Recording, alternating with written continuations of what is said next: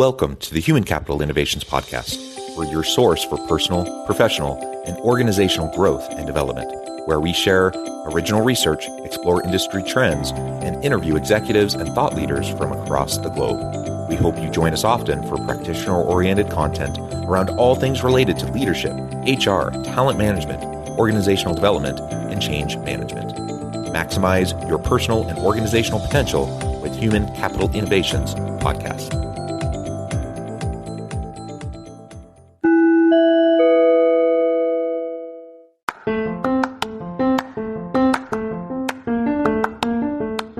If you enjoy the Human Capital Innovations Podcast, enjoy ad-free listening by going to the Patreon page, and please consider contributing even at the producer or sponsorship level. And please leave a review. Thank you for your support.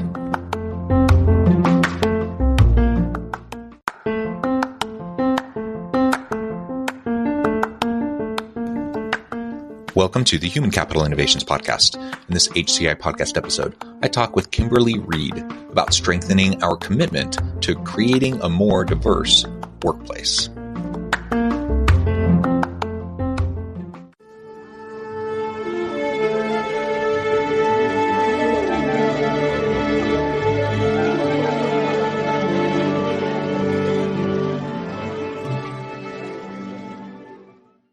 Kimberly Reed, welcome to the Human Capital Innovations Podcast.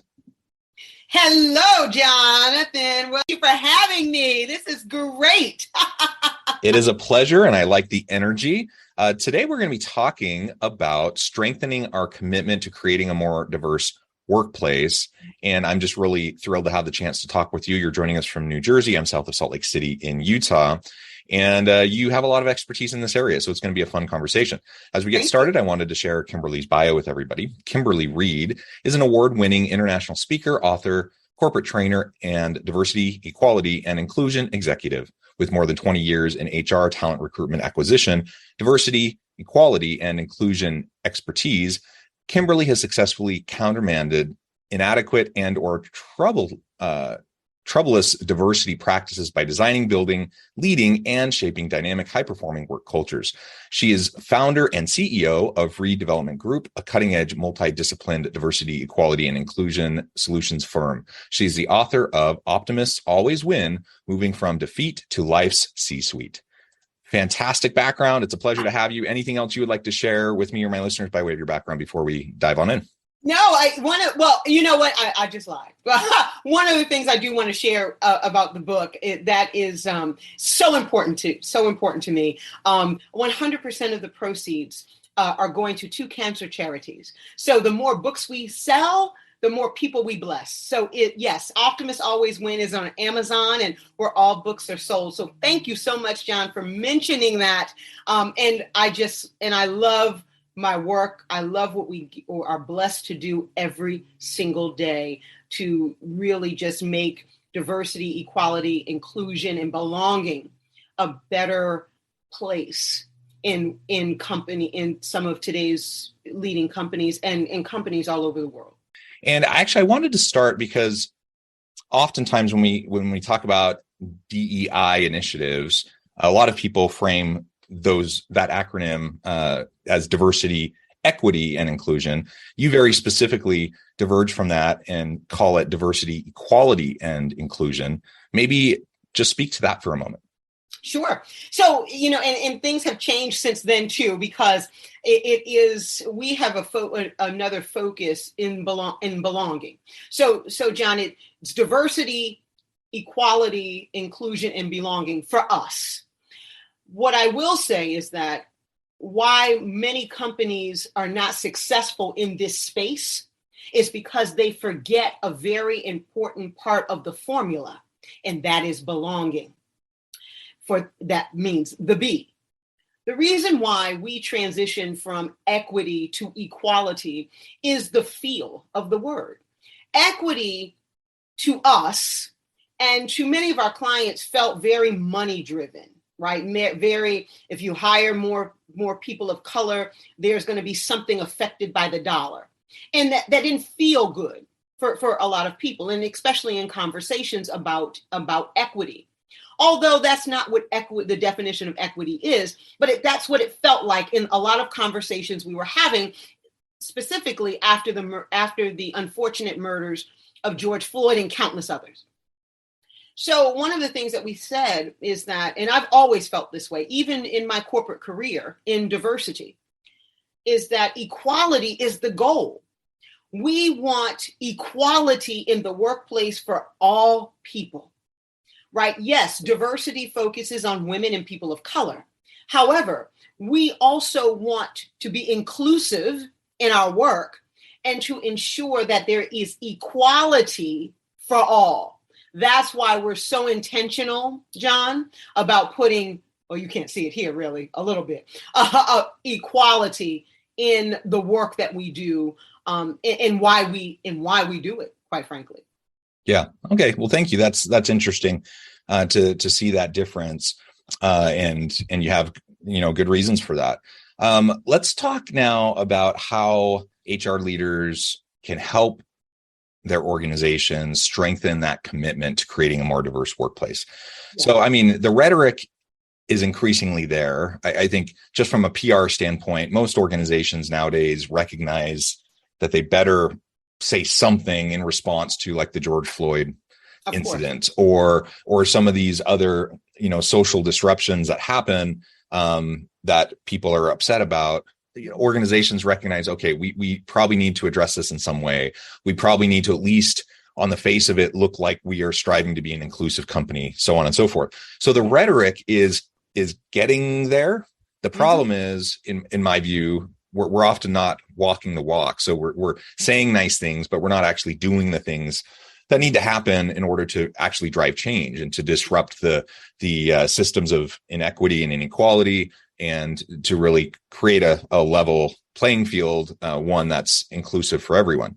So what, if I'm an HR leader or, a leader in an organization doing HR things, what can I do to help the organization strengthen that commitment to diversity, equity, inclusion, and belonging?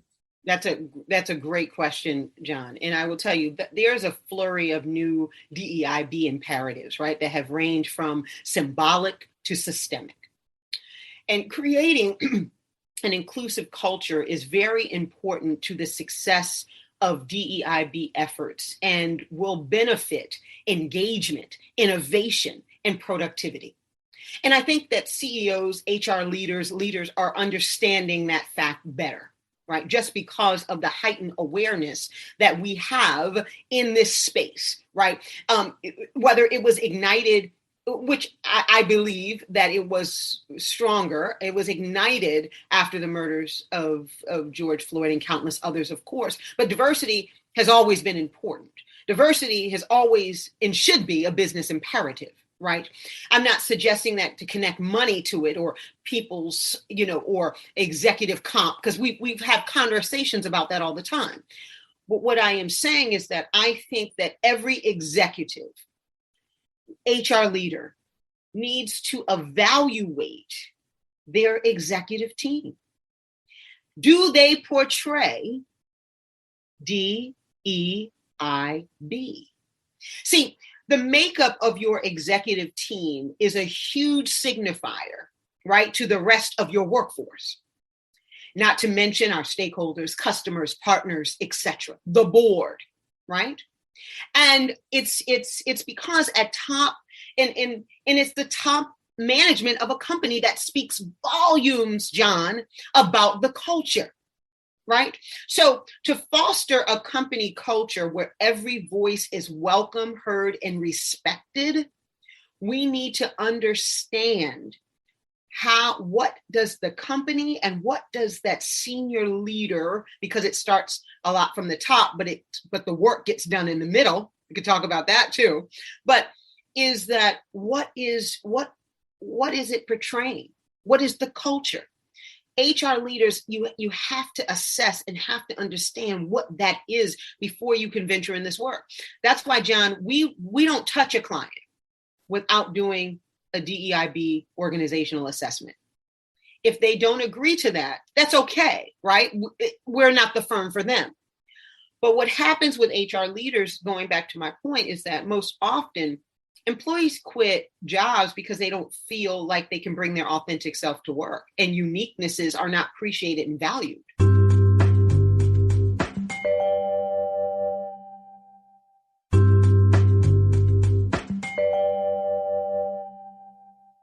John, but we learned so much, right? Because, people initially, and this is going to sound like a total oxymoron. The Great Resignation was a good thing. It really shook companies up to understand why people leave, why people stay. And right now, why people don't want to go back inside, right? Because now we're having, now COVID is still here and alive and well, but companies are now saying it's time to go back. It's time, no more hybrid, no more virtual. We're going back inside. So I think it's a multi-pronged approach. And to kind of summarize, John, it is really looking at diversity and what does your company and your executive leadership portray, one. Two, it is about culture. What is the culture of the organization, right? And do you recruit and attract, I know we're going to talk about that, more people on in a culture that perhaps needs some development, some information, some engagement, some innovation, right? Or some form of kind of revitalization of sorts, right? So, I think that it's very important that, lastly, that HR leaders, CEOs, they have to identify DEIB as a strategic priority. If it is not a strategic priority, John, this work is pointless. Or to hire us or any consultant to help them move forward, it's a waste of investment because it has to be a strategic priority in order for it to thrive. There we go. I completely agree. And it's so frustrating, again, when you see the lip service, or maybe an organization brings in a consultant and they craft the language. I'm a believer in the power of language. And so crafting a good, compelling, inclusive language is important. But if that's, where it stops, and that's where that does stop for a lot of organizations, then nothing's ever going to happen. And you can hold a big retreat and a meeting and have conversations, and it might move the needle for a moment. But if it's not sustained and you just have that meeting and then you get back to business as usual, nothing's going to change. And you mentioned, for example, the composition of the board, the composition of the C-suite. These are the high-profile positions that everyone looks to, and that reflects on the organization's commitment to diversity, equality, inclusion, and belonging.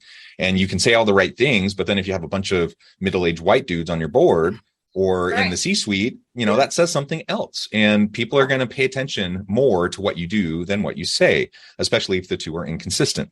So the next question, you kind of already started to segue into this, but how do we go about then recruiting and attracting more diverse talent, especially if we're in the challenging position right now of not having a lot of diversity? It can be really challenging to bring in good, high quality, diverse candidates when they don't see themselves in the organization. So how do we start that process to start the pipeline and to reshape the way our organization looks?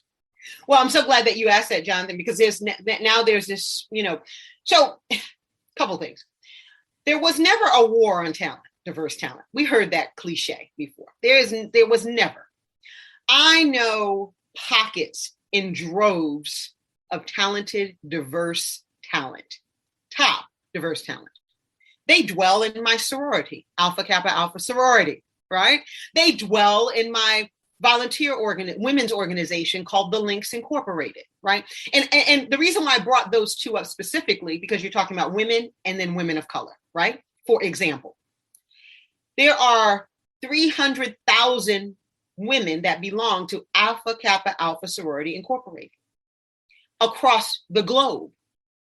We have chapters all over the country, but you cannot identify diverse talent. That's the pushback, right? And I used to be I'm a retired recruiter, right? And talent leader. So I understand that recruiters are burnt out. Hiring managers, they wait till the 11th hour, and then they want to add diversity to the slate. All of that. I want to set that stage, Jonathan, because I'm not pointing fingers, but the reality is we've got to do better, right? So there's strengthening diversity in the workplace really means helping interviewers and hiring managers understand common biases that may influence their hiring decisions, right? Because people, and I'm kind of working backwards a little bit, because recruiters can bring talent to the table, no question. But when the talent gets to the table to be interviewed, they hit a brick wall because we're not equipping our hiring parties, managers, people who see this talent, right, for them to ask the right questions, or they're influenced by their biases as well. So there's a couple of ways, though, to recruit for a diverse workplace when you have assembled and when you have educated the interviewers and hiring managers, right? So I'm saying this is subsequent to that step. You got to go where the people are. A lot of times I used to tell recruiters, we actually, John, we have, it's called the Diversity Recruiters Innovation Bootcamp. So that's one of our services that we provide to organizations. And it's not a sell tactic. My point is, it's been very requested, right? Because companies are looking for this secret sauce of how to identify talent. So a few things, though, are a part of the secret sauce. I can't give away all the secrets. But one is you have to, go where the people are. So, for example, if you are in Washington, D.C., and you have an office in Washington, D.C., and you have a strong accounting need, Howard University is a historically Black college and university, which is also called an HBCU. You should be tapped in for campus recruiting, for executive recruiting and experienced hire recruiting. You should be tapped into their alumni network. They have over 80,000. They're one of the largest alumni networks in the country for an HBCU. So you have to also review your job requirements. What are the job requirements? A lot of times when we start attracting folks, like I just gave the example from Howard, right? When we have these jobs, because we go to the job fairs, we have these sessions, and we have the job requirements in front of us. However, they don't speak to the role itself. I'm not saying speaking to the person, but we don't have a good sense of what the role is, or what the trajectory is, or what is the rhyme or reason to this role. And diverse talent, this is proven, and this is also driven by research. They want to feel not only that there's a success blueprint, but they want to feel valued. And if your job requirements are not clear, and you're hiring a person, any person, but specifically of color, how can that person win if the job requirements are unclear? Also, you have to reflect diversity at all stages of the recruitment process. It cannot be, John, in the beginning, we're going to focus on diversity, and we're going to attract diverse talent.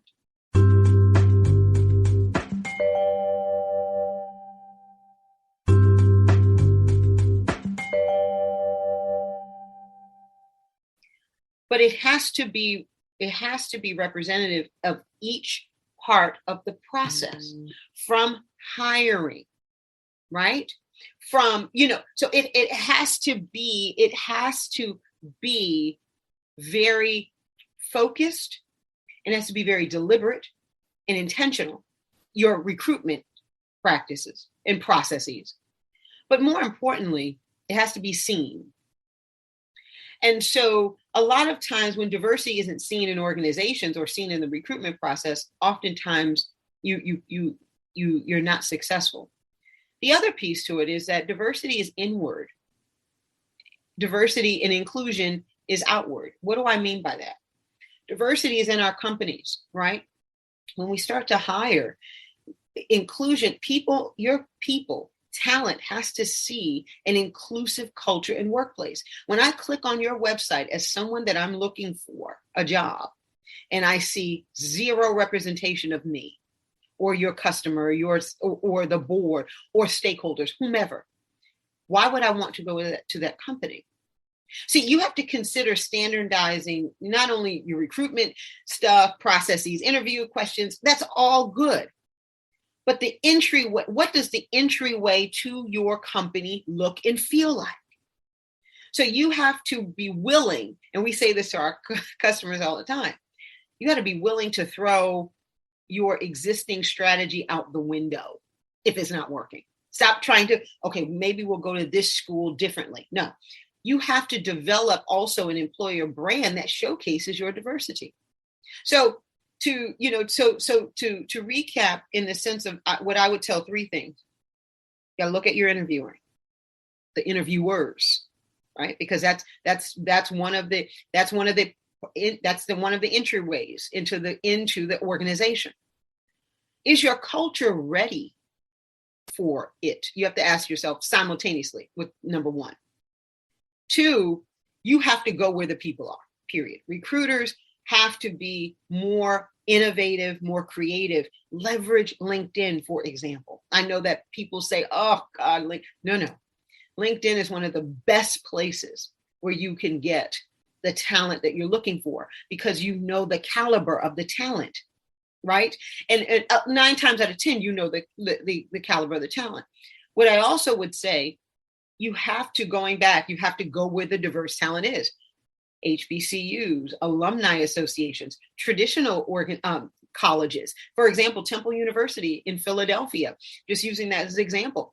They have a wonderful, not only alumni, but they have many different chapters of NABA, of the National Black MBA, HAKU, which is Hispanic MBA, right? They have all of these great chapters, but we don't tap into them, John, because we're not looking for them. So we have to do a better job. And I'll just add to that. I think those are some really great strategies as we go through the recruitment process, the hiring process, and really integrating DEIB into the systems, the policies, practices, procedure, the culture of the organization. So all that's super important. Just one other quick comment on that. If you're looking to hire a diverse team, and let's say you're in your headquarters is in a location that, there's not a ton of diversity in the local population. Does that mean, that it's still fine for you to just have mostly like straight cisgender white dudes in your organization? No. I mean, the answer should be no. And the last couple of years have taught us many things, but one of the things it's taught us is that remote work works for a lot of people. And so if we break down the geographical barriers to hiring and recognize that, there are going to be great people, good talent, diverse talent, yes, that may not be in our metropolitan area, that may not be in commuting proximity.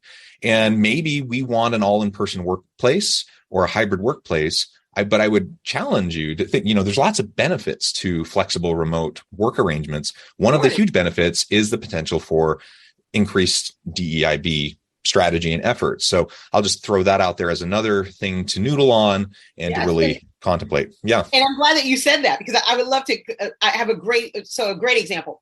I have a client in Kansas City. So it's tough because in Kansas City, a lot of students don't want, or a lot of interns, for example, because you also need to think about that because if you hire folks from funnels of intern programs. So for example, Inroads is I am an Inroads alum.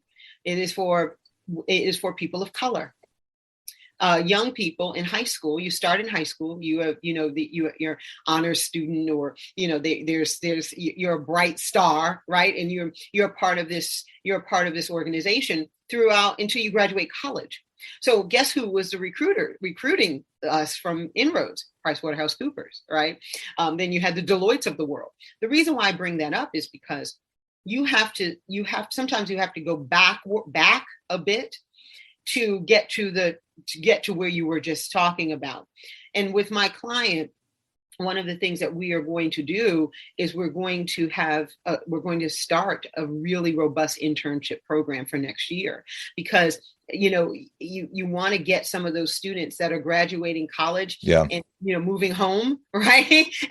But they're moving home to find a job. Oh, well, come work here and we pay well. So also too, John, I think it's creating this robust mentorship program too. You've got to create a robust mentorship program inside your organization for organizations that are in a tough demographic, that perhaps doesn't mean that they can't be successful. It just means that they have to dial up their creativity a little bit.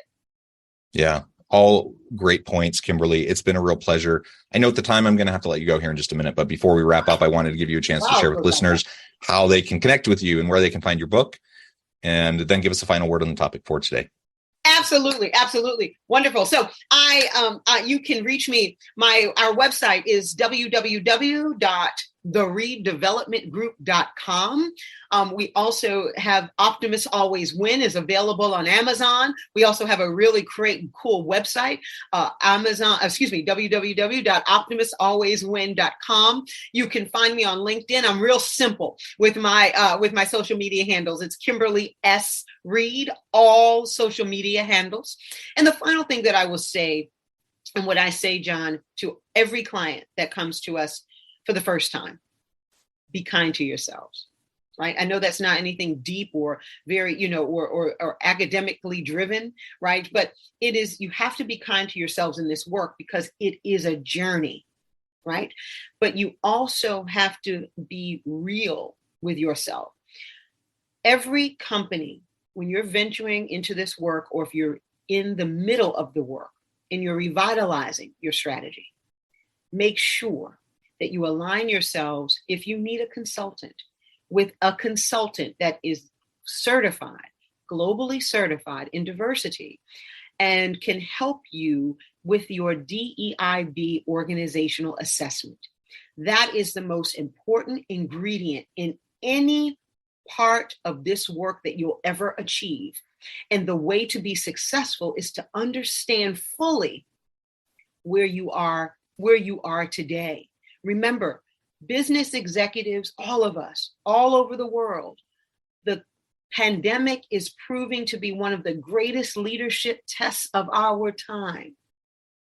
Diversity is hard, yes, but to integrate diversity for the ultimate goal, for DEIB to be in the DNA of your organization, you will win. I love it. Thank you, Kimberly. It's been a pleasure. I encourage listeners to reach out, get connected, find out more about what Kimberly and her team can do for you. Check out the book. And as always, I hope everyone can stay healthy and safe, that you can find meaning and purpose at work each and every day. And I hope you all have a great week.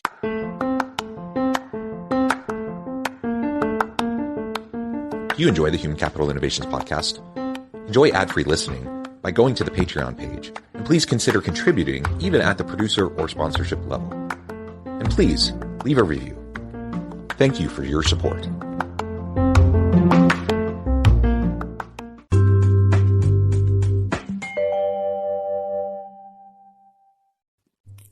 Thanks again for joining us for this episode of the Human Capital Innovations Podcast.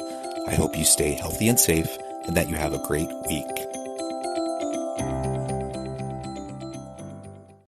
Make this Christmas memorable with Goat Guns. Get the coolest miniature gun models for your collection. From historical classics to modern weapons, we have something for every firearm and hobby enthusiast. Surprise your loved ones with the gift of Goat Guns, the perfect blend of quality and detail. Shop now and spread the joy at goatguns.com.